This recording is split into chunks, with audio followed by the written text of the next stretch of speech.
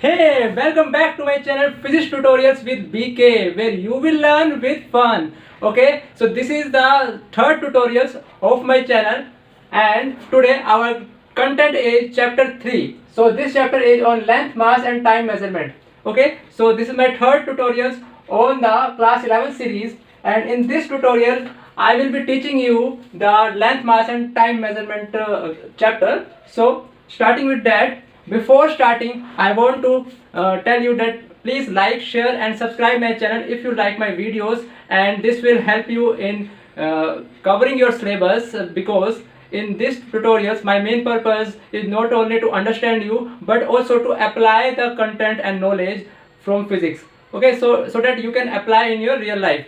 This will help you not only in acing the exam but also in your greater role after your schooling, because in the graduation days when you are covering your college days, there the main drawback was is that while covering the syllabus you are not able to understand the theory and fundamental topics because your basics are not covered. So I will probably assure you that I will cover all the topics and your all doubts will be cleared in this. So my aim here is to cover all the chapters of the series, and now we will start.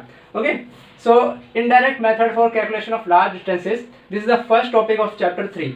So what happens, देखिए पिछली video मैंने हिंदी में पढ़ाई थी, ठीक है, और इसमें मैं हिंदी और इंग्लिश दोनों का यूज़ करूँगा, ठीक है।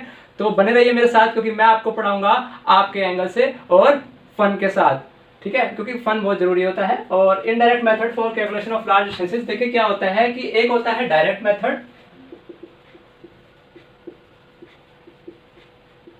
और दूसरा होता है इनडायरेक्ट मेथड।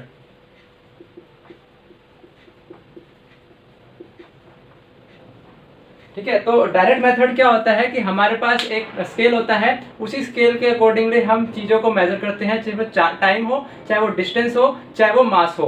ठीक है, अब मैं इस तीन चीज़ों को ले रहा हूँ, कौन कौन सी, टाइम, मास एंड लेंथ। ठीक है, डायरेक्ट मेथड में तो हमारे पास एक स्केल होता है, फॉर एग्जांपल हमारे पास एक मीटर स्केल है, उसी मीटर स्केल से हम लेंथ को नापेंगे। ठीक है, चाहे वो जितनी बड़ी लेंथ है, हमारे पास कोई फिजिकल ऑब्जेक्ट है, हम उस डायरेक्ट मेथड को अप्लाई कर सकते हैं। But what about when the object is too far away, हमारी दृष्टिकोण से बहुत दूर है ना, ये बहुत बड़ा वर्ड हो गया दृष्टिकोण, तो it is beyond our normal eyesight. So for example, if I have to see the moon, so moon is very far away from the earth, so how can I measure the distance from the earth to the moon? How can I measure? So we will use the indirect method. So now in the indirect methods there are many ways to calculate the distance. So a few of them are like laser, like sonar, sound navigation and radiation, like laser, I have already written down, please write down in the capital form. Okay, now so echo method is also there, okay, for the indirect method. All these are indirect method.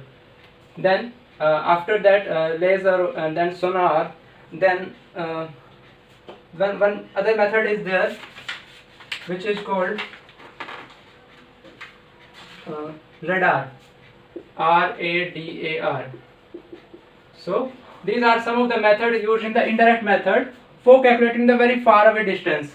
The first one is laser, and the full form of laser is light amplification by stimulated emission radiation. ठीक है, then sonar, sound navigation, SONAR, SO जो है वो sound के लिए आ गया, N जो है वो नेविगेशन के लिए आ गया। ठीक है, then the sound navigation and A for and R for ranging. तो इस तरह से सोनार की फुल फॉर्म है। ठीक है, एको तो आपको पता ही होगा, अगर नहीं पता तो एको क्या होता है, फॉर एग्जांपल ये हिल है, ठीक है, एक पर्सन यहाँ पे खड़ा है, ठीक है, किसी बेंचमार्क के ऊपर, और यहाँ से वो चिल्लाता है, तो उसकी साउंड जो है वो ट्रेवल होएगी, और ट्रेवल होके फिर वो वापस उसके पास आएगी, आएगी ना, एक बार जाएगी, यहाँ पे टकराएगी और फिर वापस आएगी। ठीक है, so when it hit back to the person who is giving the sound, so in this time period. Let's say the total time duration is t, capital T, simple. So what we do here, to calculate the distance between this person and the hill, we will multiply the velocity of the sound. Let the velocity of sound is v into t. This will be the total distance, but it is twice the distance from this person to the hill, so we will divide by 2, and this is the distance. So here the echo method applies. So what happens in laser, radar and sonar? So laser is used particularly to measure the thickness of a material. This is the material. Say this is the aluminium thick sheet. Okay, we have to measure the thickness of this aluminium sheet. We will use the laser method. Also, if we have to say calculate the thickness of a iron rod, in the same way we use laser. So what happens? The laser beam, when entered into this material, gets into this material, and after striking with this material, it reflects. So if we take the velocity of this laser beam be v and multiply by the time duration to attack and revert. Okay, so this will be v into t, and you divide by this 2. So this will be the distance. Alright, so this is the total distance of this thickness of this material. Now what we do is, this is the laser method. Now we will do the radar method. How the radar method works? See, radar is very interesting, so you please have concentration over here. So radar में क्या होता है कि ये मान लीजिए हमारी boat है और यहाँ पे हम बैठे हैं, यहाँ पे हमने क्या है, एक इंस्ट्रूमेंट ले रखा है. वो इंस्ट्रूमेंट क्या है, वो रेडिएशन छोड़ रहा है.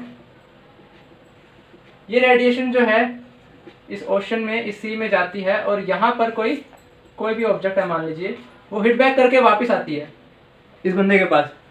तो उसमें क्या होता है कि यहाँ पे जब वो जाती है और फिर ये रिफ्लेक्ट होके वापस आती है, तो इस ड्यूरेशन में, ठीक है, तो ये एक्चुअली मैं सोनार का बता रहा हूँ, ठीक है, साउंड नेविगेशन एंड रेडिएशन. तो साउंड नेविगेशन एंड रेडिएशन में ये जाती है, हिट करके वापस आती है. तो हमारे पास टाइम आ जाता है कि हमने यहाँ पर जब एमिट करी थी टाइम तो t1 था, और जब ये वापस आई, ठीक है, इसी इंस्ट्रूमेंट के पास, यहाँ पे हमने कोई इंस्ट्रूमेंट रख दिया, वो डिटेक्ट करने के लिए आए, तो t2 टाइम है. यहाँ t2 minus t1 is the total time. So we have the time. So now what we do is multiply with the velocity. Let the velocity of the light emitted from this instrument be v. So v into time will be the total distance divided by 2, because it is the double the distance from this boat to our instrument. Sorry, from this object to our boat. So this is the twice the distance, so we will divide by 2, and this will be our distance of this particular. This may be submarine, this may be some rock, this may be the floor of ocean, anything, floor of ocean, rock or submarine, anything. So what we do is we apply the sound navigation ranging. So this v here is the speed of any radiation. Okay, if we are using the sound waves, because here the term is sound, so there is a sound speed of sound inside water. This is the speed of sound inside water, v. Okay, and t is the total time duration. Okay, so total time duration multiply the speed of sound inside water divided by 2 gives us the distance for the submarine, any rock or the floor of ocean from our boat, our ship. So here we use the sonar method, and in the laser beam, which is used for the defining or calculating the thickness of any material object. Okay, so you got the idea how laser beam is used, how sonar method is used, how the echo method is used. Now the radar. Okay, so now radar is used mostly in the aeroplanes. Aeroplanes use radar method to detect any enemy plane. For example, the enemy plane is here and our aeroplane is here. This is our aeroplane and this is the enemy object or enemy plane.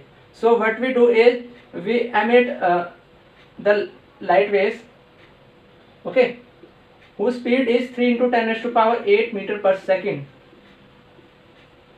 Okay, this is the radar waves. So the instrument emits the radar waves the radar is installed here. So when it hits, this light waves hit this material and reflects back. We calculate the time, total time. Is the total time from this ejection and when it captures this same radiation again. So this is the total time duration. Let it be 40 seconds. Okay. I will take an example. So while multiplying it, we calculate the total distance. 3 into 10 raised to power 8 into 40 seconds. So this is meter per second. Second cancel. So this will be 120 into 10 raised to power 8 meter. But this is the twice the distance. Okay. So what we have to do? We have to divide by 2. So the distance will be 120 into 10 raised to power 8 divided by 2. That is 60 into 10 to power 8 meter. So this will be our distance of enemy from our plane. So basically radar is used in the aeroplane, echo is used in measuring the distance of hail from our place, and this is the echo method. I have given an example for this. Then the sonar method, sound navigation and ranging. Okay, this is used in the maritime scenario, and the laser method is used to calculate the thickness of material. Okay, so these are the 4 general methods. These are general methods for calculating the distances using indirect method.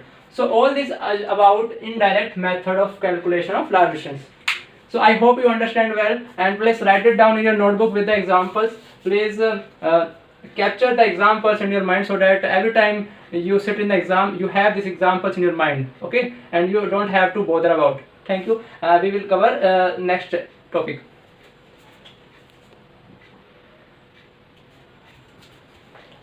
Okay, so now we will do the parallax method. Now you have a question, what is parallax? It is also known as parallactic method.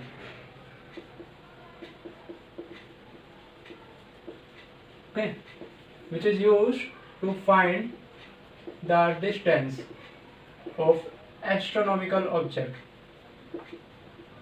The distances of astronomical objects. Now let's suppose we have to calculate the distance of moon from our earth. So what we are supposed to do here is we take the 2 positions, position E1 and position E2.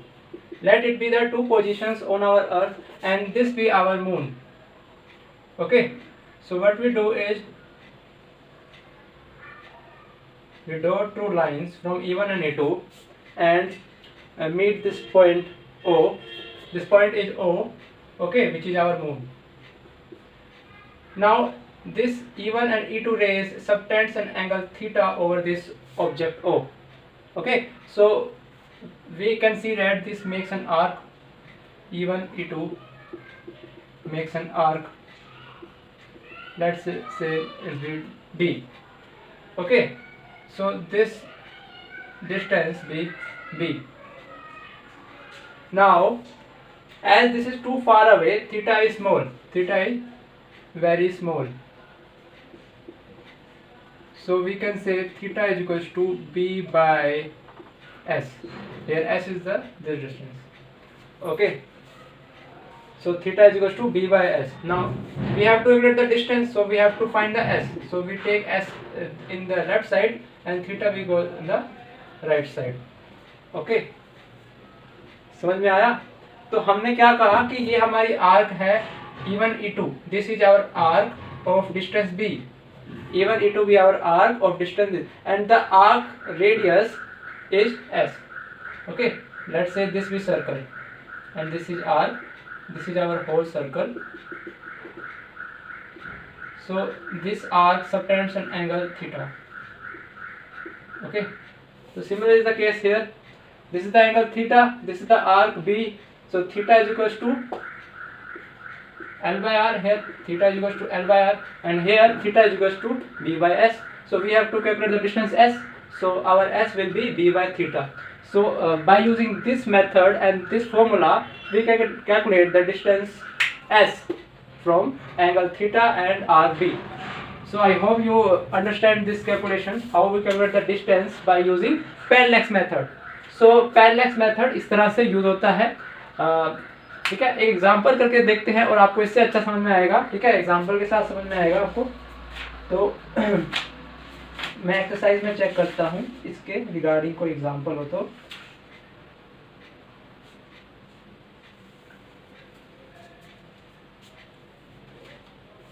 ठीक है, तो इसको मैं मिटा रहा हूँ अभी।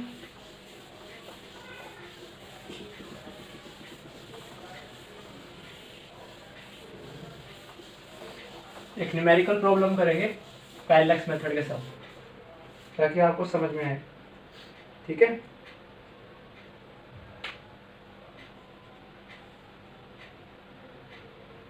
ना द मून इज ऑब्जर्व्ड, लिख लीजिए, मैं यहाँ पर क्वेश्चन लिख रहा हूँ।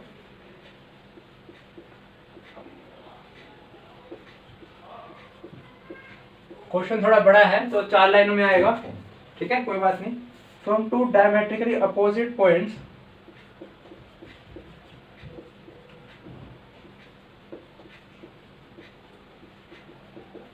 डायमेट्रिकली अपोजिट पॉइंट्स, ठीक है।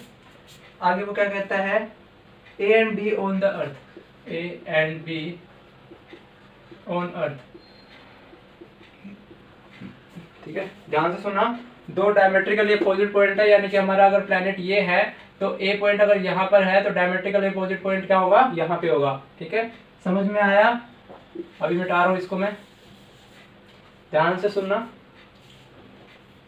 नाउ उसके बाद हम क्या करेंगे, देखिए अब वो कह रहा है कि एंगल सबटेंड कर रहा है at the moon, the angle subtended on moon. अब ये जो पॉइंट्स हैं ये एंगल सबटेंड कर रहे हैं, ठीक है। तो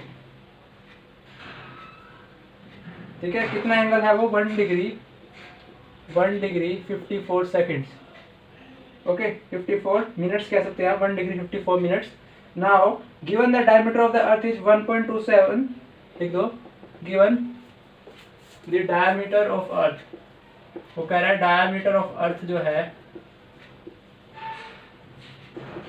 कितना है, 1.27 इंटू 10⁻⁷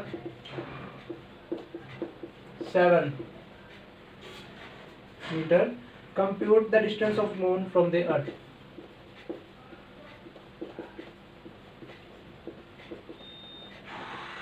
ठीक है ना, ये हमारा क्वेश्चन हो गया, ठीक है। इसका एक पिक्चर इलस्ट्रेशन अगर दे तो ये हमारा डायमीटर हो गया, डायमीटर के वो पॉइंट्स हो गए जहाँ से हम ऑब्जर्वेशन कर रहे हैं, और ये ऑब्जर्वेटिव लाइंस हो गई, first observative line, second observative line, let this be S. दोनों यस होंगे क्योंकि एक एंगल सबटेंड कर रहे हैं इस मून के ऊपर, ठीक है। इस मून का जो पॉइंट हो गया वो और रख दिया। नाउ हमें पता है कि अब ये जो हो गया ये डायमीटर हो गया, ठीक है। तो थीटा क्या हो गया, ये थीटा जो हो जाएगा ये डायमीटर डिवाइडेड बाय एस, ठीक है। हमें क्या पता है, यहाँ पे डायमीटर पता है, थीटा पता है, हमें नहीं पता एस क्या है। तो हमारा सिंपल सा फॉर्मूला होएगा कि एस जो होगा यहाँ पे जो हमें फाइंड आउट करना है, इस फॉर्मूले से हमें दिख रहा है कि वो क्या होगा, वो हमारा होगा diameter of earth divided by our theta. But theta यहाँ पर किस तरह में दे रखा है, 1 डिग्री 54 मिनट। तो इसको हम क्या कर सकते हैं, इसको हम चेंज कर सकते हैं और हम इसको यूज कर लेंगे 1.9, ठीक है, क्योंकि 1 degree 54 second equal to 1.9 degree, ठीक है। अब कैसे करा मैंने इसको 6 से डिवाइड कर दिया, सिंपल सी बात है, ठीक है। तो देखिए अगर मैं इसको 60 से डिवाइड करूं, देखिए 1 डिग्री में कितने सेकंड्स होते हैं, 60 मिनट्स होते हैं। तो 54 मिनट्स के अंदर कितने डिग्री होंगे, पॉइंट्स में आएगी वैल्यू, कोई बात नहीं, 60 से डिवाइड कर दो, ठीक है। तो 6 9 जा 54, एक जीरो और गया 0.9। तो हमारा 1 तो था ही, 1 के बाद प्लस 0.9, तो इस तरह से आया हमारा 1.9 डिग्री।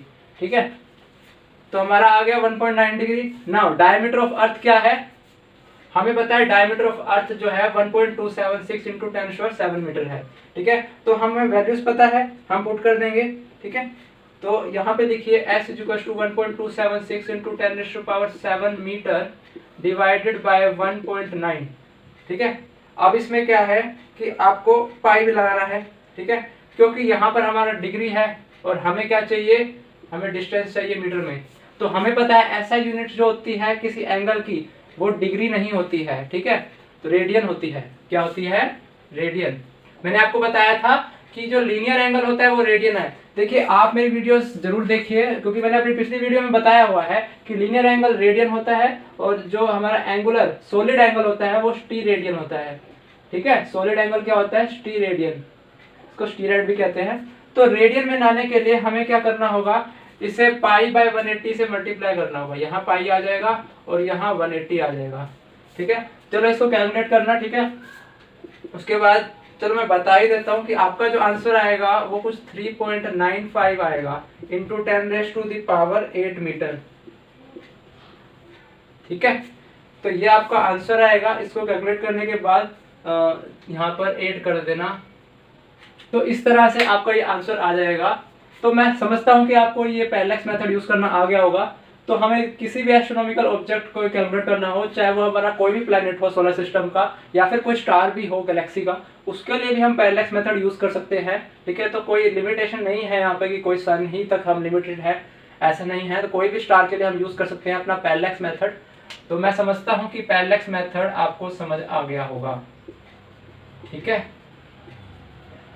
तो अभी तक हमने क्या क्या करा, पैरेलैक्स मेथड कर लिया। जो इनडायरेक्ट मेथड के कैलकुलेशन थे, इनडायरेक्ट मेथड था, ठीक है, उसमें हमने लेजर करा, light amplification by stimulated emission radiation, sonar करा, साउंड नेविगेशन एंड रेडिएशन, वो जो मैंने बोट शिप वाला एग्जांपल बताया था आपको। ठीक है, साउंड वेव सेंड कर रहे थे। लेजर में मैंने आपको थिकनेस बताया, कैसे थिकनेस कैलकुलेट करती है लेजर बीम के थ्रू।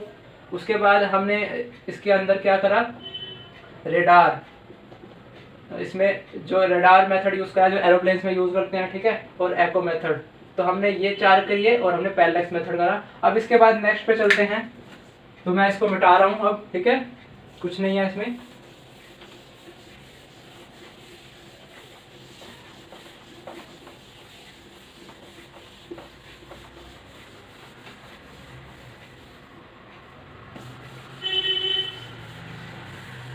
थोड़ा काला हो गया ये ना हो, हम थोड़ा गीला कर लेते हैं इसको।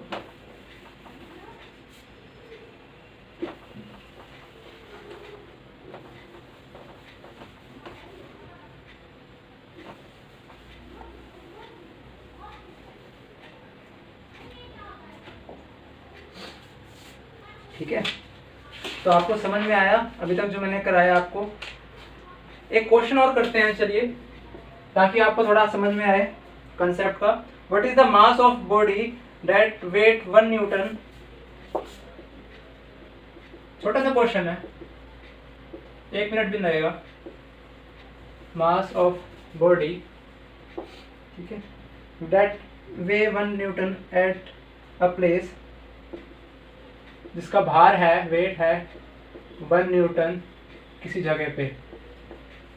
ठीक है, और जी जो है वहाँ पे क्या है 9.8 मीटर पर सेकंड स्क्वायर। ठीक है, क्वेश्चन सिंपल सा है कि 1 न्यूटन वो वे कर रहा है, जब जी 9.8 है तो मास क्या है। तो हमें पता है कि हमारा जो फोर्स है यहाँ पे, ठीक है, उसका फॉर्मूला है mg। अगर acceleration due to gravity g है और मास m है किसी ऑब्जेक्ट का, तो जो वेट होगा वही हमारा ये होगा फोर्स। तो वेट सिंपल हमारा फोर्स होगा mg। नाउ हमें पता है वेट यहाँ पे 1 न्यूटन है, मास हमें नहीं पता, 9.8 जो है उसका एक्सेलरेशन ड्यू टू ग्रेविटी है। नाउ यहाँ पर ये न्यूटन भी ऐसा यूनिट है और मीटर पर सेकंड स्क्वायर भी ऐसा यूनिट है, तो हम सिंपली कैलकुलेट कर लेते हैं। तो 1/9.8 आ जाएगा हमारा, और ये जो मास आ जाएगा केजी में आ जाएगा। ठीक है, तो ये अप्रोक्सीमेटली 0.1 के आसपास होएगा। ठीक है, लेकिन ये ज़्यादा होएगा इससे, क्योंकि 9.8 है यहाँ पे। ठीक है, तो ये देख लेना आप। ठीक है, 0.2 कर लेते हैं चलो इसके लिए।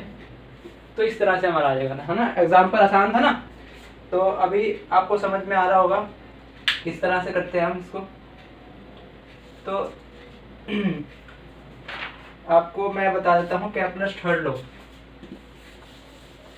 देखिए कैपलर्स थर्ड लॉ को भी यूज करते हैं। एक कैपलर्स थर्ड लॉ है वैसे, और दूसरा कोपरनिकस मेथड है। ये दोनों मेथड यूज करते हैं जब भी हम एस्ट्रोनॉमिकल ऑब्जेक्ट का डिस्टेंस रेडियस निकालना चाहते हैं, ठीक है। तो कैपलर ने एक लॉ दिया था, ठीक है, इसको कैपलर्स थर्ड लॉ कहते हैं। कैपलर का लॉ है एक कैपलर्स थर्ड लॉ। आशा करता हूं ये साफ साफ दिख रहा होगा आपको, ठीक है। तो कैपलर्स थर्ड लॉ क्या कहता है कि जो एक ऑर्बिट होती है, कोई भी ऑर्बिट है, ठीक है, किसी भी एक स्टार है, ये let this be star S1, okay, ये स्टार S1 है और ये हमारा प्लैनेट है, ये हमारा प्लैनेट है, ठीक है। तो इसकी क्या है, एक तो होता है semi major axis. Semi major axis जो होती है उसको हम क्या कर देते हैं, उसको x1 ले लेते हैं, ये सेमी मेजर एक्सिस, और ये semi minor axis. x1 is semi major axis, और यहाँ पे सिंपल सी बात है कि x2 क्या होगा, सेमी माइनर एक्सिस, ठीक है। वो कहता है जब भी रोटेट करना होता है एक प्लैनेट, एक S1 सन के मतलब सन या कोई भी स्टार के अराउंड, तो कैपलर्स थर्ड लॉ क्या कहता है, सिंपल सी बात वो कहता है कि A2/A1 का क्यूब जो होगा वो T2/T1 के स्क्वायर के बराबर होगा, ठीक है। यहाँ पर मैं कोई आपको प्रूव करके नहीं बता रहा ये इक्वेशन, ठीक है, क्योंकि हमारा मकसद यहाँ प्रूव करना नहीं है, ठीक है। We are not here to prove this formula, this equation, we have to solve using this equation. So by using this equation we have to calculate the distance of this planet, okay. Now यहाँ पर हमने क्या किया कि हमारे पास दो planets हैं, ठीक है, तो दो टाइम पीरियड होंगे इनके, ये रिवॉल्व कर रहे हैं इस स्टार S1 के अराउंड, ठीक है। तो मान लीजिए कि दूसरा प्लैनेट जो है वो कुछ इस तरह से हो,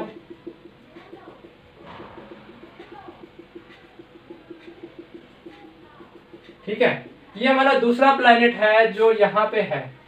अब ये भी इसी सन के अराउंड रिवॉल्व कर रहा है, लेकिन ये थोड़ा सा अलग है। जैसे मंगल और बुध होते हैं ना, तो ये मंगल और ये बुध हो गया, ठीक है। इस तरह से समझिए, ये M है मंगल और ये है बुध, तो ये मंगल और बुध ये S1 स्टार के अराउंड घूम रहे हैं और ये अलग अलग टाइम पीरियड दे रहे हैं। वाह, ये T1 दे रहा है, ये T2 दे रहा है, ठीक है। तो केपलर क्या कहता है कि इसका जो रेडियाई होगा, ठीक है, इस सन से वो थोड़ा अलग ही होगा और इसका अलग होगा। हमें एक का सारा पता है, दूसरे का हमें सिर्फ T2 पता है, मतलब टाइम पीरियड कितना टाइम है वो पूरा रिवॉल्व कर रहा है, लेकिन हमें इसका डिस्टेंस नहीं पता। तो हमें क्या पता है, इसकी सेमी मेजर एक्सिस पता है, लेकिन एक की, इस मंगल की पता है सेमी मेजर एक्सिस, लेकिन इस बुध की सेमी मेजर एक्सिस नहीं पता। तो हम क्या करेंगे, ये मेथड लगा देंगे, केपलर्स वाला लॉ लगा देंगे यहाँ पे। तो लगाने के बाद यहाँ पे A2 क्या हो जाएगा, A2 हो जाएगा हमारा T2/T1, ठीक है। यहाँ पे देखिए ध्यान देना, ये 2/3 हो जाएगा, ठीक है, क्योंकि ये जब क्यूब है ये यहाँ पर जाएगा, ठीक है, तो ये ऐसे हो जाएगा, हो गया। अब यहाँ पर जो A1 था, ये लो यहाँ पे A1 लिख लिया मैंने, यहाँ पर इसको डिनोमिनेटर यहाँ से दोनों तरफ A1 से मल्टीप्लाई कर दिया, यहाँ से A1 कट गया और यहाँ पे A1 आ गया।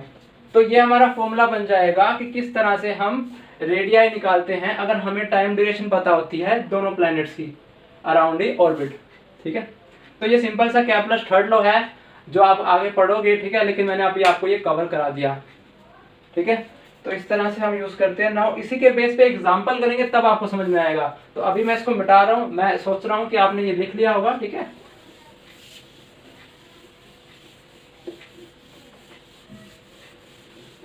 बहुत ही आसान है, करेंगे तो मजा आएगा। देखिए आप करोगे तो मजा आएगा और मजा आएगा फिर करोगे, ठीक है। सिंपल सी साइकिल है, करोगे तो मजा आएगा, मजा आएगा दोबारा करोगे और मजा आएगा, ठीक है। तो हम करेंगे एक और एग्जांपल फिर इस बात से। पहले यहाँ पर मैं फॉर्मूला लिख देता हूँ, ठीक है। A2 = T2/T1 3/2A1, ठीक है, ताकि आपको इजी रहे। रेडियस, ठीक है।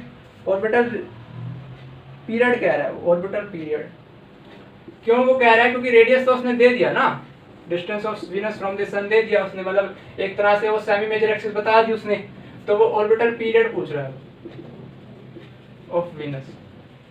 तो अब तुम कहोगे भैया दूसरा प्लेनेट कौन सा है, दूसरा प्लेनेट किसको लें हम, तो दूसरा प्लेनेट किसी और चीज को नहीं, हम अपने अर्थ को ही ले लेते हैं, ठीक है, क्योंकि हमें अपना अर्थ का पीरियड पता है, ठीक है। तो यहाँ पर हम हमारा जो फर्स्ट है वो हमारा हो जाएगा अर्थ, ठीक है, और जो सेकंड होगा वो हमारा वीनस हो जाएगा, ठीक है। First planet Earth, second planet Venus. So हमारा यहाँ पर देखिए T1, ठीक है, total time duration of revolution is 365, ठीक है। तो हमको पता है 365 1/4 होता है हमारा डेज, इतने डेज में पूरा रेवोल्यूशन हो जाता है। नाउ T2 अगर हम लेंगे तो हमें नहीं पता। नाउ A1 अगर हम लेंगे तो जो हमारा ऑर्बिटल रेडियस होता है, ठीक है, रेवोल्यूशन, सो वो क्या होता है हमारा 1 एस्ट्रोनॉमिकल यूनिट।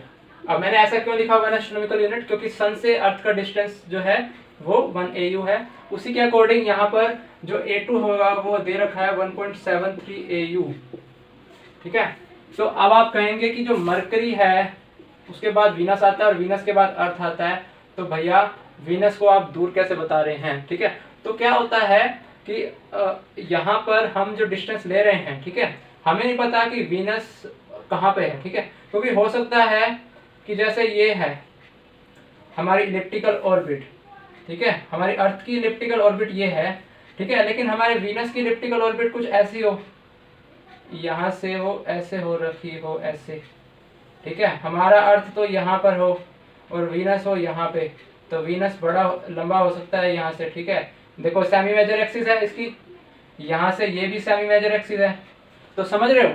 तो इस तरह से वीनस पास होते हुए भी यहाँ पर उसका डिस्टेंस थोड़ा ज्यादा आ रहा है, ठीक है। तो इससे कंफ्यूज नहीं होना कि कैसे ये हो रहा है, हमें यहाँ पर फोकस करना है कैपलस लॉ के ऊपर, ठीक है। कैपलस लॉ लगाएंगे, सिंपल सी बात कि A2 जो होता है वो T2/T1 का 2/3 इंटू A1, ठीक है।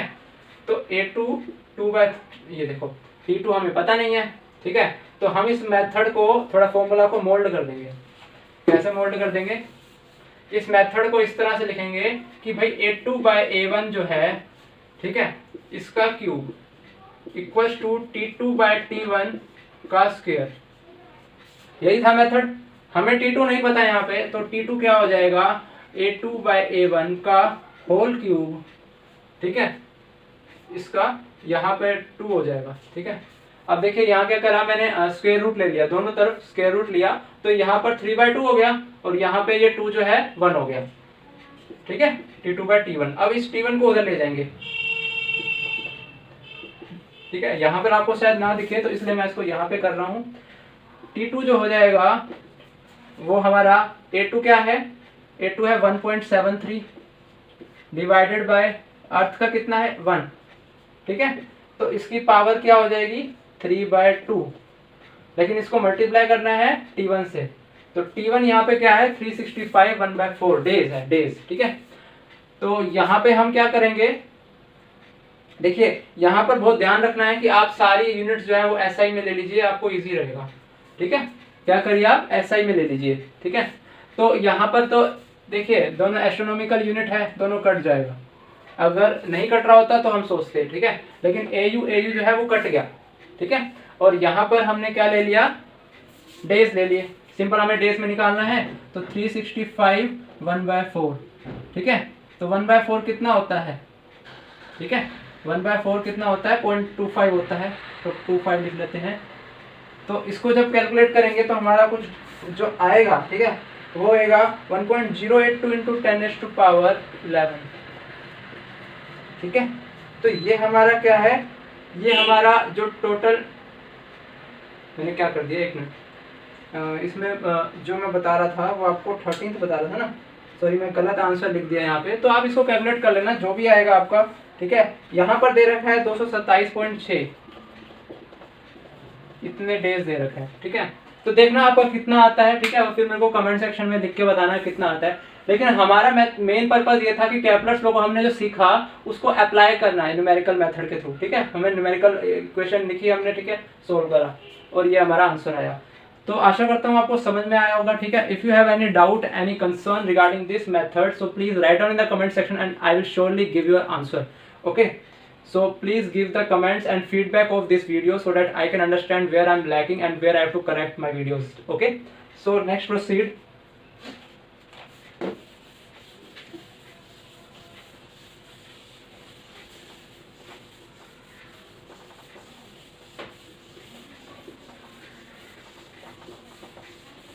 ठीक है, फिजिक्स से ना घबराना नहीं है, याद रखना मेरी बात, कभी फिजिक्स से ना घबराना नहीं। किसी भी चीज से आप घबराओगे ना तो कभी उसको सीख नहीं पाओगे, ठीक है। कोई भी चैलेंज आए ना उसको अपॉर्चुनिटी लो, ठीक है। सोचो कि कैसे उसको मैं हैंडल कर सकता हूँ, उसको अपनी नई अपॉर्चुनिटी बना सकता हूँ। जब तुमने चैलेंज को अपॉर्चुनिटी बना लिया ना, चैलेंज को ट्रांसफॉर्म कर लिया तुमने अपॉर्चुनिटी में, तुम्हारी लाइफ चेंज हो जाएगी, ठीक है। सिंपल सा फॉर्मूला है, चैलेंज ट्रांसफॉर्म इनटू अपॉर्चुनिटी, क्योंकि हर एक चैलेंज ना अपॉर्चुनिटी होती है, क्योंकि मैं ऐसा बिलीव करता हूँ। नाउ अब नेक्स्ट करते हैं। तो आज हम जो है डायमेंशनल फॉर्मूला करेंगे, physical quantity for mechanical property, ठीक है। तो ये जो है चैप्टर 4 हो जाएगा, ठीक है। बट मैं आपको कुछ क्वेश्चन दे रहा हूँ, ठीक है। आप ये होमवर्क कर लो, ठीक है, एक तरह से कि मॉडर्न एबीसी उठाना, क्योंकि मैं यहाँ पर मॉडर्न एबीसी लिख रहा हूँ। उसके जो बैक एक्सरसाइज है जिसमें कि फ्रीक्वेंटली आंसर्ड क्वेश्चंस है, ठीक है, स्मॉल क्वेश्चन आंसर्स हैं उसमें, तो वो आप कर लीजिए, ठीक है। इससे आपका जो है ग्रास्प आ जाएगा कंटेंट के ऊपर, किस तरह से हम न्यूमेरिकल प्रॉब्लम सॉल्व करते हैं, ठीक है। तो यहाँ पर मैं सारे क्वेश्चंस आपको नहीं करा सकता, ठीक है। तो इसलिए आपको कह रहा हूँ कि मॉडर्न एबीसी उठा के उसमें से क्वेश्चन ट्राई करना, और अगर आपको डाउट आते हैं उन क्वेश्चंस के रिगार्डिंग तो आप प्लीज़ पूछिए, ठीक है। मैं आपको कमेंट सेक्शन में जरूर बताऊंगा, ठीक है। तो नेक्स्ट करते हैं।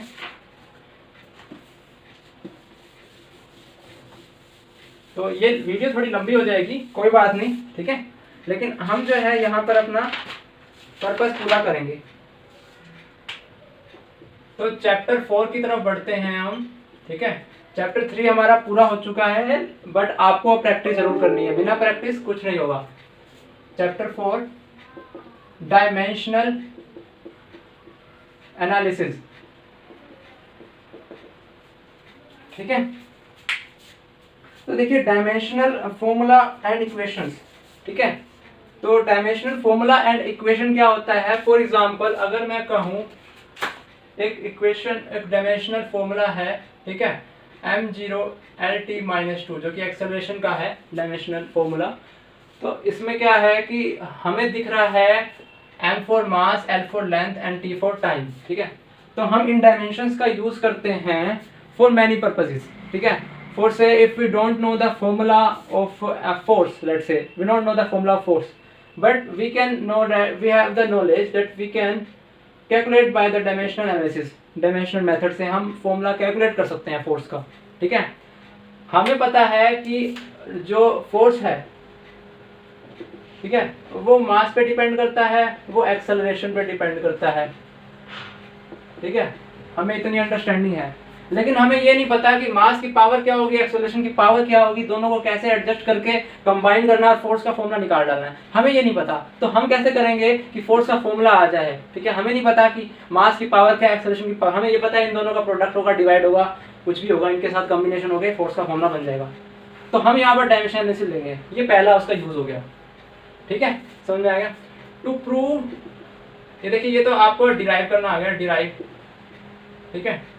Now to prove any equation, अभी कोई इक्वेशन है हमारी जो हमने डिस्कवर करी है, उस इक्वेशन को हमें प्रूव करना है कि लेफ्ट हैंड साइड जो है वो राइट हैंड साइड के इक्वल है, तब भी हम ये जो है डायमेंशनल एनालिसिस यूज कर सकते हैं इसी पर्पस के लिए, ठीक है। तो ये मेन दो चीजें हैं जिसमें कि हम डायमेंशनल एनालिसिस को यूज करते हैं अपना। नाउ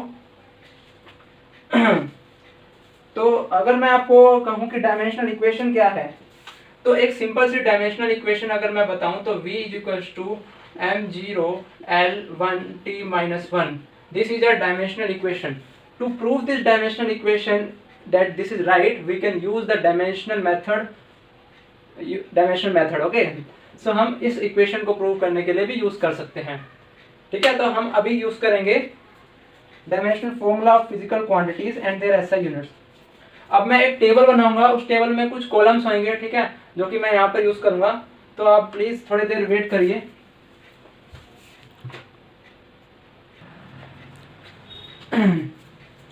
तो यहाँ पे हम देखिए डायमेंशनल फॉर्मूला करेंगे. ठीक है, कुछ यहाँ पे फिजिकल क्वांटिटी मैं लिख रहा हूँ और वन बाय वन हम करते चलेंगे. तो फर्स्ट वन जो है हमारी फिजिकल क्वांटिटी एरिया. ठीक है, और फिर वॉल्यूम है. तो एरिया का जो रिलेशन है विद अदर फिजिकल क्वांटिटी क्या होगा कि ये मल्टीपल है लेंथ और ब्रेड्थ का. ठीक है, तो लेंथ एंड लेंथ है, तो डायमेंशनल फॉर्मूला क्या हो जाएगा, L2 हो जाएगा, यानी कि m0 L2 एंड t0. ऐसा यूनिट क्या हो जाएगी, मीटर स्क्वायर हो जाएगी. ठीक है, वॉल्यूम हो जाएगी length into breadth into height. ये हो जाएगा अदर फिजिकल क्वांटिटी के साथ रिलेशन. और डायमेंशनल फॉर्मूला क्या हो जाएगा, L3 है, तो m0 L3 एंड t0. तो यहाँ पर ऐसा यूनिट क्या हो जाएगी, मीटर क्यूब हो जाएगी. नेक्स्ट करते हैं डेंसिटी. तो डेंसिटी जो है यहाँ पे क्या होगा, density is formula mass upon volume. Mass पर unit volume is our density. ठीक है, m एंड v. नाउ यहाँ क्या हो जाएगा, ठीक है, मास के लिए यहाँ में m हो गया और यहाँ पे L3 हो गया. तो m1 यहाँ पे L-3 एंड t0. ठीक है, ऐसा यूनिट क्या हो जाएगी डेंसिटी की, kg पर मीटर क्यूब. ठीक है, याद रखना कि इसमें यहाँ पर स्लैश यूज नहीं होएगा. ठीक है, स्लैश साइन यूज नहीं होगा, वहां पर m-3 माइनस में आएंगे ऊपर. तो डेंसिटी के बाद जो हम स्पेसिफिक वॉल्यूम लेते हैं, क्या लेंगे, स्पेसिफिक वॉल्यूम.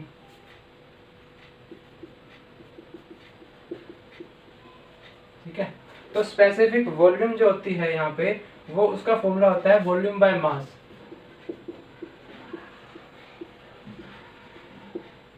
ठीक है, नोट डाउन कर लेना स्पेसिफिक वॉल्यूम का. ठीक है, ना यहाँ पर एक चीज रहेगी स्पेसिफिक ग्रेविटी. तो स्पेसिफिक ग्रेविटी इसके बाद कर लेंगे. ठीक है, तो यहाँ पे मैं मॉडर्न एबीसी जो है वो रेफरेंस दे रहा हूँ. ठीक है, आप एनसीईआरटी की टेक्स्ट बुक भी ले सकते हैं, बट एनसीईआरटी टेक्स्ट बुक में इतना कंटेंट नहीं है. ठीक है, तो इसलिए मैं यहाँ पर मॉडर्न एबीसी ले रहा हूँ. लेकिन मेरा मेन ये है कि सारे आपको कंसेप्ट क्लियर हो one by one. Volume by mass. तो volume by mass is L3 by m. तो हमारा फॉर्मूला क्या हो जाएगा, m-1 L3 और t0. ठीक है, तो यहाँ पे अगर हम लेंगे तो kg तो इन्वर्स हो गया.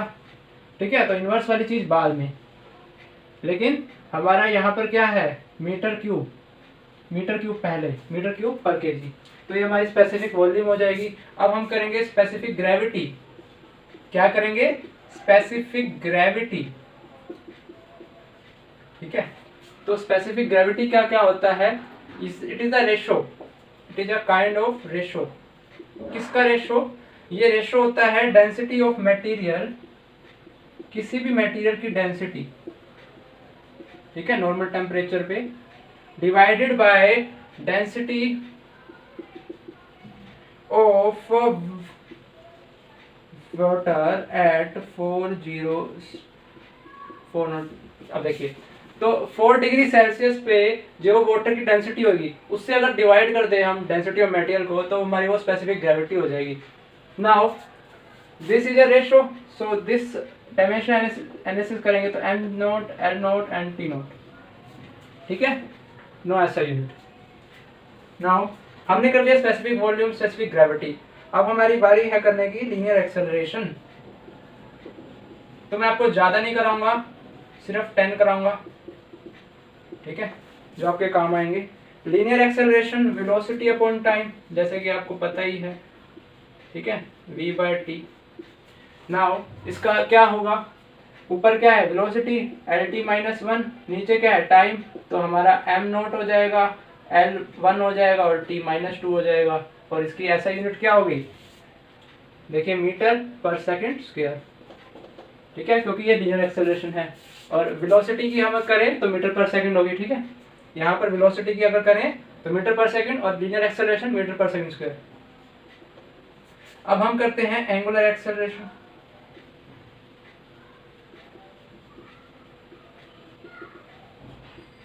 ठीक है, तो एंगुलर एक्सेलरेशन करें अगर हम तो हमारा क्या होगा, चलो एंगुलर एक्सेलरेशन बाद में कर लेंगे, ठीक है, क्योंकि यहाँ पर अभी मैंने आपको बताया नहीं है। अभी इसके आगे हम करते हैं लीनियर मोमेंटम, पहले लीनियर कवर कर लेते हैं, ठीक है, वो बाद में आएगा आपका एंगुलर। तो लीनियर मोमेंटम क्या होता है, मास इनटू वेलोसिटी। ये होता है आपका सिंपल सा formula, mass into velocity. Now mass क्या हो गया, देखिए मास क्या होगा केजी, वेलोसिटी क्या होगा मीटर पर सेकंड। तो यहाँ पर हम कह सकते हैं कि m l t माइनस 1, ठीक है। इसको इस तरह से लिखे तो m1 l1 and t minus 1, यहाँ पे kg मीटर पर सेकंड, ये हमारा लीनियर मोमेंटम हो गया kg मीटर पर सेकंड। तो हमारा अब आएगा फोर्स, ठीक है। ये 7 हो गए, area volume and density, then specific gravity, specific volume, then linear acceleration, linear momentum, ठीक है ना। अब हम करेंगे नेक्स्ट, तो हमारा है फोर्स, ठीक है, फोर्स और फेवरेट। तो mass into acceleration, mass into acceleration, simple सा फॉर्मूला है मास इनटू एक्सेलरेशन, ठीक है। तो हम क्या करेंगे, यहाँ पर मास का हो गया m, एक्सेलरेशन का हो गया lt माइनस 2, तो m1 हो गया, l1 हो गया और t माइनस 2 हो गया, ठीक है, सिंपल सी बात। और इसकी ऐसा यूनिट क्या होगी, न्यूटन। तो फॉर्मूला लिखेंगे सिर्फ यहाँ पे ऐसा यूनिट n, समझ में आई बात। तो उसके बाद हम करते हैं फोर्स कांस्टेंट, फोर्स कांस्टेंट, क्योंकि ये कांस्टेंट है तो इसकी ऐसा यूनिट तो कोई होगी नहीं, ठीक है, या होगी। तो हम देखते हैं इसका फॉर्मूला क्या होता है। तो यहाँ पे force divided by increase in length, ठीक है, force upon increase in length कह रहा है। तो ऊपर तो क्या हो जाएगा m l t माइनस 2, नीचे लेंथ आ गया, तो फॉर्मूला क्या हो जाएगा, डायमेंशनल फॉर्मूला, m1 हो गया, l 0 हो गया, कट गया l से l, t माइनस 2, ठीक है। तो अगर इसका हमें ऐसा यूनिट लिखनी हो तो क्या लिखेंगे, kg पर सेकंड स्क्वायर। तो kg पर सेकंड स्क्वायर क्या होगी, इसकी ऐसा यूनिट होगी फोर्स कांस्टेंट की, ठीक है। बट यहाँ पे हम ये नहीं करते, हम इसको ऐसा यूनिट यूज करते हैं न्यूटन पर मीटर। क्यों करते हैं न्यूटन पर मीटर, क्योंकि ये हमारा फोर्स है, ये इंक्रीज इन लेंथ है, तो हम सिंपल न्यूटन पर मीटर करते हैं इसको, ये हमारी ऐसा यूनिट हो गई हमारी, ठीक है। तो अभी ये 9 हो गए, अब इसके 11 और करेंगे हम, ठीक है। तो उसके लिए थोड़ा वेट करिए, ठीक है, इसको मैं वापस से बनाते हैं। 10 हो गया, ठीक है, इसी को 11,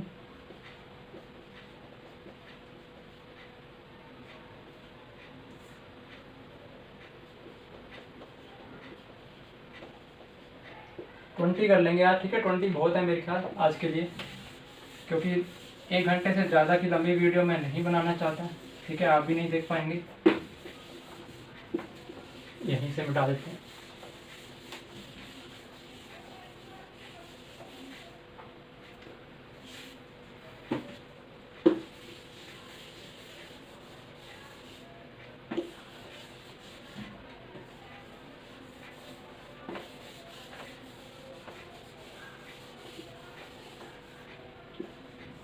आपको समझ आ रहा होगा कि किस तरह से हम डायमेंशन का फॉर्मूला निकाल रहे हैं, ठीक है।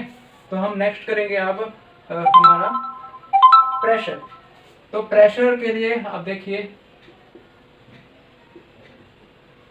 सिंपल सी बात है, प्रेशर क्या होता है, force per unit area, force per unit area होता है हमारा, ठीक है। तो ये मैंने फॉर्मूला लिख दिया विद अदर क्वांटिटीज। तो हमारा डायमेंशन फॉर्मूला क्या होगा, m l t माइनस 2, ठीक है, मास इंटू एक्सेलरेशन, फोर्स हो गया, एरिया हो गया L2, तो यहाँ पर m1 l minus 1 t minus 2, ठीक है। तो प्रेशर हो गया हमारा, तो इसका ऐसा यूनिट क्या होगी, न्यूटन पर मीटर स्क्वायर, सिंपल सी बात है। न्यूटन पर मीटर स्क्वायर हमारा ऐसा यूनिट हो जाएगी। और हम कह सकते हैं पास्कल, पास्कल पीए होता है पास्कल के लिए। Now thrust, THRUST, thrust. तो थ्रस्ट क्या होता है, एक तरह का फोर्स होता है, ठीक है, जो पानी में हम एक्सपीरियंस करते हैं। जैसे कि कोई ऑब्जेक्ट है, उसको हमने नीचे पानी के अंदर डाल दिया, ठीक है, तो पानी क्या होगा, एक फोर्स लगाएंगे ऊपर की ओर ताकि वो ऑब्जेक्ट वापस से ऊपर सरफेस पे आ जाए। तो वो जो फोर्स है पानी के अंदर उसको कहते हैं थ्रस्ट। तो एक टाइप का फोर्स है, ठीक है। तो इसका एक अगर हम फॉर्मूला देखेंगे, डायमेंशन फॉर्मूला, तो वो क्या होएगा, वही फोर्स ही होगा, mLT-2, ठीक है। इसको ऐसे लिख सकते हैं M1L1T-2 न्यूटन।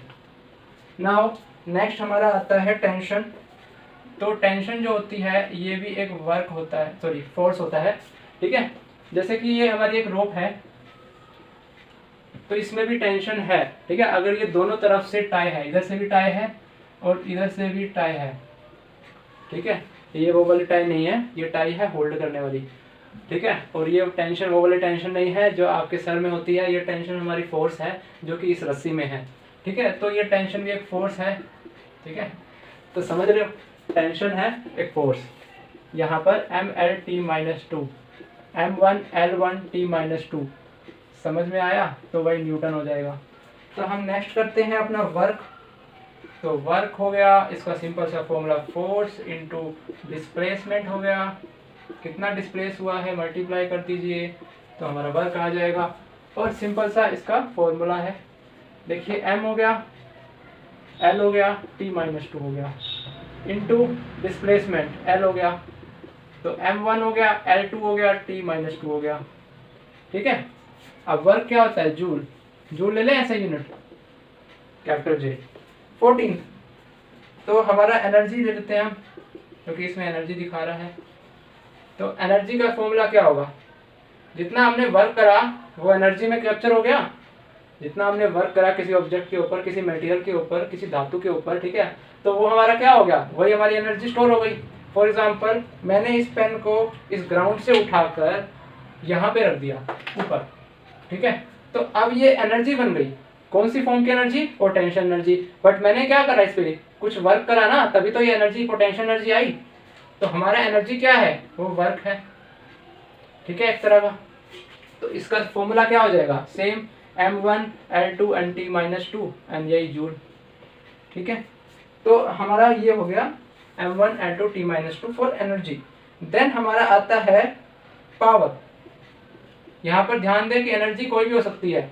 पोटेंशियल एनर्जी का एग्जांपल लिया है, बट मैकेनिकल एनर्जी भी हो सकती है, काइनेटिक एनर्जी भी हो सकती है, ठीक है, कोई भी एनर्जी हो सकती है। पावर, अब पावर जो है यहाँ पर आपको पता ही है, ठीक है, कि पावर कि किस फोर्स के साथ हम किसी चीज को ब्लो कर रहे हैं, ठीक है। तो यहाँ पर सिंपल सी बात ये है कि पावर जो है डायरेक्टली कंसर्न है विद वर्क, ठीक है। जहाँ पर वर्क होएगा वहां पर पावर भी जरूर होएगी, ठीक है। तो सिंपल सा इसका फॉर्मूला लिख ले लीजिए आप। जो पावर है, ठीक है, इसको अगर सिंपल भाषा करें तो रेट ऑफ डूइंग वर्क। मैंने कहा कि वर्क जहाँ होगा वहाँ पावर भी होएगी, तो rate of doing work is क्या होता है, पावर, ठीक है, कि कितने समय में कितना काम करा जा रहा है, ठीक है।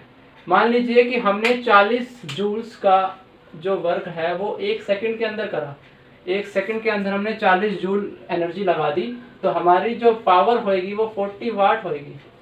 अब आप कहेंगे 40 वाट कैसे होगी, तो जूल पर सेकंड जो होता है वो वाट होता है, तो 40 वाट जो होगा हमारा पावर हो जाएगी। तो यहाँ पर जो वाट है, ठीक है, वो एक साइंटिस्ट के नाम पे एक ऐसा यूनिट बनाई है। जिस तरह से जूल बनाई है, जिस तरह से न्यूटन बनाई है, उसी तरह से वोट भी है, उसी तरह से पास्कल भी है। नाउ पावर जो है work upon time, the rate of doing work is known as power. Then इस ऐसा डायमेंशनल फॉर्मूला। नाउ वर्क क्या हो गया हमारा M1L2T-2, ठीक है, और टाइम जो हो गया हमारा T। तो यहाँ पर क्या फॉर्मूला हो जाएगा M1L2T-3, और हमारा जो पावर हो जाएगा वोल्ट, ठीक है। Now pressure gradient, pressure gradient याद रखना ग्रेडियंट जब भी आएगा तो बस उससे पहले वाले टर्म को डिवाइड कर देना डिस्टेंस के साथ। Pressure upon distance is pressure gradient. ठीक है, मुझे नहीं लगता यहाँ पर सारी 18, 19, 20 आ पाएगी। ठीक है, तो कोई बात नहीं, हम दूसरे पेज पे कर लेंगे। प्रेशर बाय डिस्टेंस, तो प्रेशर का क्या हो जाएगा, प्रेशर हो गया फोर्स पर यूनिट एरिया। ठीक है, यहाँ पर हमने ले लिया इसका डायमेंशनल फॉर्मूला m1l-1 t-2। ठीक है, और डिस्टेंस का हो गया l1, तो हमारा फॉर्मूला क्या हो गया m1l-2 t-2। ठीक है, ये हो गया प्रेशर ग्रेडियंट। इसका चेक कर लेते हैं। ठीक है, न्यूटन, कैसे न्यूटन आ गया, देखिए हमारा न्यूटन कब आता है, न्यूटन फोर्स पे आता है। ठीक है, तो फोर्स पर यूनिट एरिया लिख सकते हैं ना इसको। देखिए बताता हूँ कि न्यूटन पर मीटर क्यूब कैसे आ गया। देखिए पर मीटर क्यूब का इसका मतलब समझ में आ रहा है कि नीचे वॉल्यूम है, तो नीचे वॉल्यूम प्रूव कर दो कि फोर्स के नीचे वॉल्यूम है, तो इसको लिख सकते हैं प्रेशर को फोर्स पर यूनिट एरिया। ठीक है, और इसमें क्या है मल्टीप्लाई 1/d है, 1 डिस्टेंस है। देख रहे हो ना, प्रेशर अपॉन डिस्टेंस है, तो प्रेशर इंटू 1 डिस्टेंस है, तो pressure force by area into 1 distance. तो एरिया बाय डिस्टेंस क्या होता है, सिंपल वॉल्यूम बन रही है ये। तो हमने क्या करा कि न्यूटन पर मीटर क्यूब, इसकी ऐसा यूनिट ना हो। उसके बाद हम करते हैं मोमेंट ऑफ फोर्स। ठीक है, मोमेंट ऑफ फोर्स, सिंपल सी बात है कि फोर्स का मोमेंट निकालना है। ठीक है, अब किसी फोर्स का अगर मोमेंट निकालना है तो उसी फोर्स को हम मल्टीप्लाई कर देंगे इनटू परपेंडिकुलर डिस्टेंस। ठीक है, फॉर एग्जांपल कि एक डोर है। ठीक है, ये हिंजेस हैं और ये हमारा डोर है जो कि रोटेट कर रहा है। तो ये डोर जब इस हिंजेस के अराउंड रोटेट कर रहा है, सिंपल सी बात, ये ऐसे टर्न कर रहा है, तो ये मोमेंट ऑफ फोर्स होगा इसमें कुछ। क्यों मोमेंट ऑफ फोर्स होगा, क्योंकि यहाँ पर हमारा एंगुलर रोटेशन हो रहा है। हमारा क्या हो रहा है, एंगुलर रोटेशन। जब भी हमारा एंगुलर रोटेशन होता है किसी फिक्स्ड एक्सिस के अबाउट, तब हमारा मोमेंट ऑफ फोर्स आता है। ठीक है, क्योंकि यहाँ पर एक रोटेशन हो रही है एक एक्सिस के अबाउट, तो हमारा कुछ परपेंडिकुलर डिस्टेंस होगा। ठीक है, अब ये जो हमारा डोर है, ठीक है, ये इस एक्सिस के अबाउट रोटेट कर रहा है। ठीक है, तो इस एक्सिस से इस डोर के टर्मिनल्स का जो डिस्टेंस होगा यहाँ से यहाँ तक, ये टोटल डिस्टेंस क्या होगा हमारा परपेंडिकुलर डिस्टेंस। तो इन दोनों को जब हम मल्टीप्लाई करेंगे हमारा मोमेंट ऑफ फोर्स आ जाएगा। समझ में आ रही है बात कि किस तरह से आएगा। ठीक है, तो 18th या 19th एंड 20 कर ही लेते हैं। ठीक है, थोड़ा सा एडजस्ट कर लेंगे। तो परपेंडिकुलर डिस्टेंस, समझ में आ रही है बात। तो हम इसका फॉर्मूला लिखते हैं। फोर्स का हो गया यहाँ पर mlt-2 mass into acceleration into distance, तो हमारा फॉर्मूला बन जाएगा m1l2 and t-2। ठीक है, तो आप यहाँ पे देख ही रहे होंगे कि वही वर्क जो हो गया वही मोमेंट ऑफ फोर्स हो गया हमारा यहाँ पे। ठीक है, तो हम क्या करेंगे यहाँ पर न्यूटन मीटर लिख सकते हैं, न्यूटन मीटर। नाउ नेक्स्ट हम करते हैं अपना मोमेंट ऑफ फोर्स के बाद ग्रेविटेशनल कांस्टेंट। ग्रेविटेशनल कांस्टेंट, देखिए ग्रेविटेशन कांस्टेंट का डायमेंशनल फॉर्मूला निकालने से पहले आपको एक इक्वेशन पता होनी चाहिए, जो कि डायमेंशनल फॉर्मूला जो कि न्यूटन ने दिया था, ये dimensional equation g m1 m2 upon r²। ठीक है, तो यहाँ पर g जो है हमारा ग्रेविटेशन कांस्टेंट है, ये फोर्स है जो कि दो मास m1 एंड m2, दो बॉडीज है, मास m1 मास m2, उनके बीच में ग्रेविटेशनल फोर्स लग रहा है। तो वो ग्रेविटेशन फोर्स कितना होगा, वो कहता है वो gravitation force is directly proportional to the product of these two masses and inversely proportional to the square of distance between them.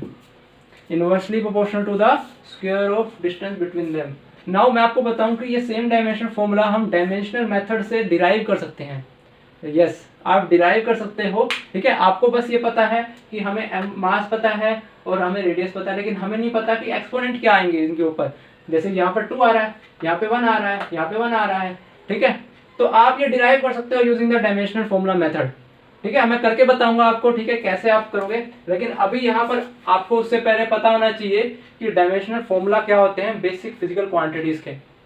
ठीक है, तो इसलिए मैं टेबल करा रहा हूँ आपको। ग्रेविटेशन कांस्टेंट के बारे में पढ़ते हैं। ग्रेविटेशन कांस्टेंट क्या होता है, तो यहाँ से हम निकालेंगे, ये होता है gravitation constant F = g m1 m2 by r²। यहाँ से जब हम g निकालेंगे तो g क्या आएगा, F इंटू रेडियस का square divided by m1 m2, ठीक है। तो ग्रेविटेशन क्या हो जाएगा, F इंटू हमारा डिस्टेंस, ठीक है, जो रेडियल डिस्टेंस होता है उन दोनों मासेस के बीच का डिस्टेंस, उसका स्क्वायर, यहाँ पर मैं रेडियाई का स्क्वायर लिख रहा हूँ, into mass m1 and mass m2, ठीक है। दो प्रोडक्ट ऑफ मासेस हैं, ठीक है, मास इनटू मास, समझ में आ रहा है। तो हम क्या करेंगे, फोर्स का तो हो गया न्यूटन, ठीक है, यहाँ पर मीटर स्क्वायर हो गया, newton metre square by KG square. तो कैसे, मतलब ये तो मैंने ऐसा यूनिट लिख दिया एक तरह से, newton metre square by KG square. लेकिन हमारा डायमेंशनल फॉर्मूला क्या होगा, डायमेंशनल फॉर्मूला निकालने के लिए देखिए, फोर्स का डायमेंशनल फॉर्मूला क्या होता है, मास इनटू एक्सेलरेशन, ठीक है। फिर रेडियाई का स्क्वायर है तो L2 लिख सकते हैं, और अब मास का है तो यहाँ पर m2 लिख सकते हैं, m स्क्वायर। तो हमारा m1 L3 हो गया, और यहाँ पर t-2 हो गया, और m-1 हो गया। समझ में आ रही है चीज कैसे कर रहे हैं, ठीक है।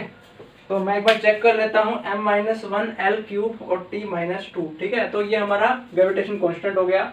बाकी के दो मैं यहाँ पे कर देता हूँ, क्योंकि यहाँ पर क्लियरली नहीं शो कर पाऊंगा मैं आपको, ठीक है। तो इसको नोट डाउन कर लीजिए आप। और मैं आपको बताना चाहूंगा कि अगर आपको ये डायमेंशन फॉर्मूले याद हैं तो आप किसी भी इक्वेशन को डिराइव कर सकते हैं, किसी भी इक्वेशन को आप प्रूव कर सकते हैं कि वो इक्वेशन जो है वो वेरीफाई कर सकते हैं या नहीं कर सकते, ठीक है। वो रैशनल इक्वेशन है कि नहीं है, ठीक है, वो रिलायबल इक्वेशन है कि नहीं है, तो उसको प्रूव करने के लिए हम डायमेंशन मेथड यूज कर सकते हैं, ठीक है। तो मैं इसको मिटा रहा हूं अभी।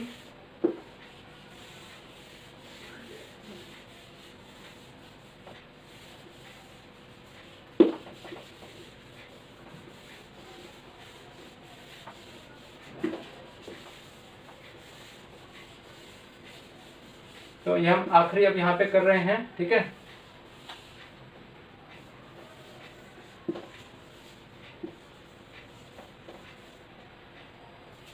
तो देखिए अब हमारा जो रह गया, क्या रह गया, कुछ रह गया क्या, हबल कांस्टेंट, ठीक है। तो हमने पिछले 18 कर लिए थे, तो 19 और 20 करेंगे। तो हमारा 20 पे क्या है, इम्पल्स है।